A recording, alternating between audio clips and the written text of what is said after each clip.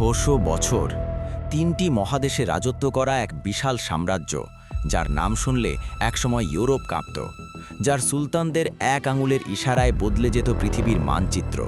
সেই অটোমান সাম্রাজ্য কেন তাসের ঘরের মতো ভেঙে পড়ল? আপনারা দেখছেন জানা অজানা ইউটিউব চ্যানেল।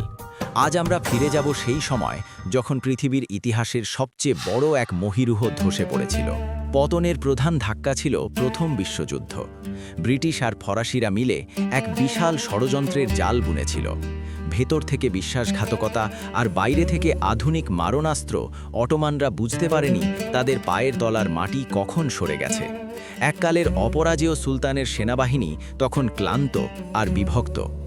আধুনিক বিশ্বের সুলতান আব্দুল হামিদ খান ছিলেন সেই বাতি যা নিভে যাওয়ার আগে উজ্জ্বলভাবে জ্বলে উঠেছিল। তিনি একাই চেষ্টা করেছিলেন এই বিশাল সাম্রাজ্যকে এক সুতোয় বেঁধে রাখতে, কিন্তু ব্রিটিশদের চক্রান্ত আর দেশের ভেতরের গদ্দারদের চাপে তিনি একা হয়ে পড়েন।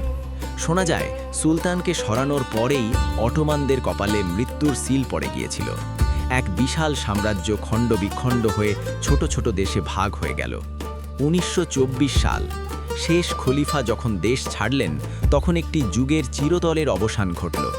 রাজমুকুট ধুলোয় মিশল আর জন্ম নিল আধুনিক তুরস্ক। কিন্তু ৬০০ বছরের সেই গৌরব কি আজও ইস্তাম্বুলের দেয়ালগুলো মনে করিয়ে দেয় না? কেন একটি অজেয় শক্তি একদিনে হেরে গেল, তা আজও ঐতিহাসিকদের কাছে এক রহস্য। অটোমান সাম্রাজ্যের এই পতন থেকে আমাদের কি শেখার আছে? কেন মুসলিম জাহানের সেই শক্তিশালী স্তম্ভটি ভেঙে পড়ল? কমেন্টে আপনার মতামত জানান।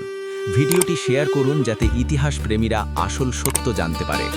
সাবস্ক্রাইব করুন জানা অজানাকে। এতক্ষণ পুরো ভিডিওর সাথে থাকার জন্য আপনাকে অসংখ্য ধন্যবাদ।